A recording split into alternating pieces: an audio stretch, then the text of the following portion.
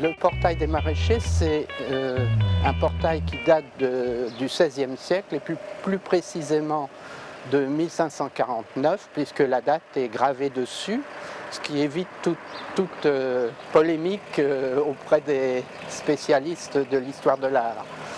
Il se présente sur deux registres. Le premier, rez-de-chaussée, d'ordre corinthien, et le second est au-dessus et d'ordre composite, c'est-à-dire à la fois corinthien et ionique.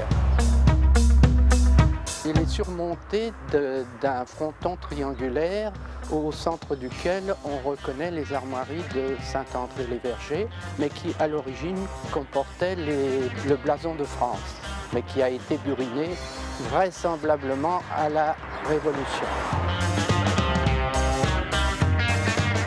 Ce qui donne son intérêt, son grand intérêt, et je pense qu'il est le plus remarquable dans son genre, c'est les décorations, on va appeler ça comme ça, les détails qui le composent, qui l'habillent. Chaque élément est différent. Il n'y a pas un élément identique. Au registre supérieur, vous avez trois statues. Au centre, vous avez Saint-André. À gauche, vous avez Sainte-Savine. Et à droite, vous avez Saint-Frobert, qui est le fondateur de l'abbaye de Montier-la-Seine. On peut penser que le portail a été réalisé sur plusieurs années tout de même si l'équipe de sculpteurs, de maçons était nombreuse.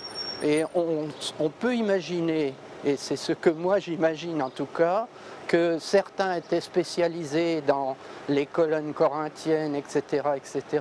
Et puis d'autres réalisaient les archivoltes, d'autres réalisaient les guirlandes de fruits, etc. On peut imaginer cela.